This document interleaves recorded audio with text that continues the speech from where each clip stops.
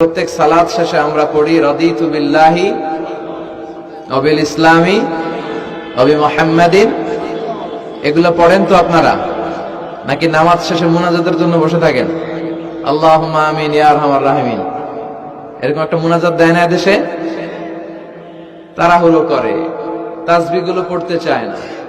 তাসবিহ পড়বেন, বিশ্বনবী সালাম ফিরানোর পরে আল্লাহু আকবার বলে আওয়াজ করতেন, এরপর 3 বার পড়তেন আস্তাগফিরুল্লাহ আস্তাগফিরুল্লাহ আস্তাগফিরুল্লাহ। এরপর বিশ্বনবী 33 বার সুবহানাল্লাহ পড়তেন, 33 বার আলহামদুলিল্লাহ পড়তেন, 34 বার আল্লাহু আকবার পড়তেন, আয়াতুল কুরসি পড়তেন। আপনারা পড়েন? মান ক্বারা আয়াতাল কুরসি দুবুরা কুল্লি সালাতিন মাকতুবাতিন লাম ইয়ামনাহু মিন দুখুলিল জান্নাতি ইল্লাল মাউত। প্রত্যেক ফরজ সালাতের পরে কেউ যদি আয়াতুল কুরসি পড়ে, তাহলে তার জান্নাতে ঢোকার ক্ষেত্রে আর কোনো কিছুই বাধা থাকে না, একটা জিনিস ছাড়া, সেটা হচ্ছে তার মরণ। সে মরে না, তাই জান্নাতে যায় না, মরলেই জান্নাতে। কি সুন্দর সুন্দর দোয়া, এগুলো আমরা পড়ি না। বিশ্বনবী তাসবিহ গুলো আঙ্গুলের গিড়ায় পড়তেন। কোথায় পড়তেন? এইভাবে। আব্দুল্লাহ ইবনে আমর ইবনে আল-আস রাদিয়াল্লাহু তাআলা আনহু বর্ণনা করেন, রাআইতু রাসূলুল্লাহি সাল্লাল্লাহু আলাইহি ওয়াসাল্লামা ইয়াকিদু তাসবিহা ফি ইয়ামিনিহি। তিনি বলেন, আমি বিশ্বনবীকে নামাজের পরে এই ডান হাতের গিড়ায় গুনে গুনে তাসবিহ পড়তে দেখেছি। ডান হাতটা উপরের দিকে করেন। ডান হাত আছে না সবার? হাত কয়টা আমাদের?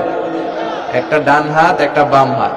এই পৃথিবীতে মানুষগুলো দুই পন্থী, একটা ডানপন্থী আর একটা, আমরা কোন পন্থী?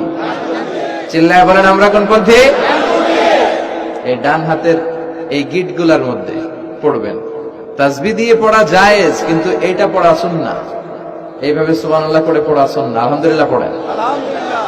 এরপরে বিশ্বনবী বলতেন, আহাব্বুল কালাম ইলাল্লাহি আরবাআ, আল্লাহর কাছে সবচেয়ে প্রিয় কথা 4টি, সুবহানাল্লাহ, আলহামদুলিল্লাহ, লা ইলাহা ইল্লাল্লাহ, আল্লাহু আকবার। সুবহানাল্লাহ পড়েন। এই তাসবিহগুলো লোকজন পড়তে চায় না। আর সবচেয়ে শ্রেষ্ঠ জিকির হচ্ছে আফদালু যিকরি লা ইলাহা ইল্লাল্লাহ। সব সময় এই জিকিরটা দিয়ে বিশ্বনবী জিহ্বাটারে ভিজিয়ে রাখতে বলেছেন।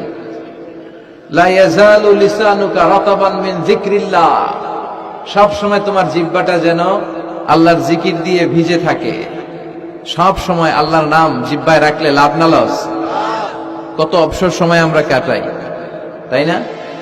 বাস স্টেশনে দাঁড়িয়ে থাকি, বাস আসে না, অবসরে বসে থাকি, সময় কাটে না, তখন আমরা কি করব? লা ইলাহা।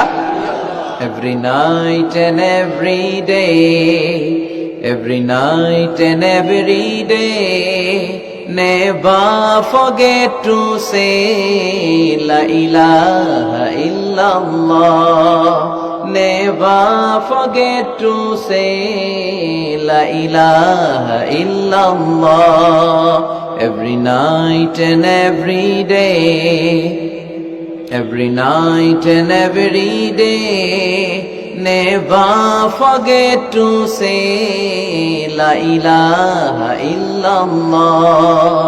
When you walking down the street, use your time and repeat, and say in every heartbeat la ilaha illallah. Every night and every day, every night and every day, never forget to say la ilaha illallah. চিল্লায় পড়েন আল্লাহু আকবার। দিনে রাতে যখনই আমরা অবসর পাবো, আমরা কি পড়বো?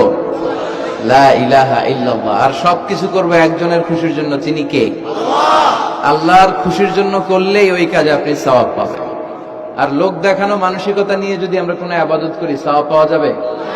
মানুষকে দেখাতে যদি আমরা সালাত পড়ি, মানুষকে দেখানোর জন্য যদি রোজা করি, মানুষকে দেখানোর জন্য যদি দাড়ি রাখি, মানুষকে দেখানোর জন্য যদি হজ করি, জিকির করি, দান করি, এটার কোনো দাম আছে? কথা বলেন। মিজানের পাল্লায় এটারে উঠাই দিলে এটার কোনো ওজনই হবে না। নাউজুবিল্লাহ পড়ি।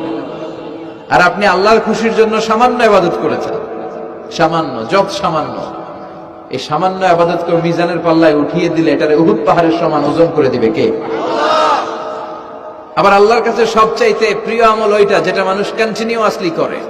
আহাব্বুল আ'মালি ইলাল্লাহি আদওয়ামুহা ওয়া ইন কাল্লা, যদিও পরিমাণে কম হয়, প্রতিনিয়ত যেই কাজটা বান্দারা করে ওই কাজটা আল্লাহ বেশি পছন্দ করে। সুবহানাল্লাহ পড়েন।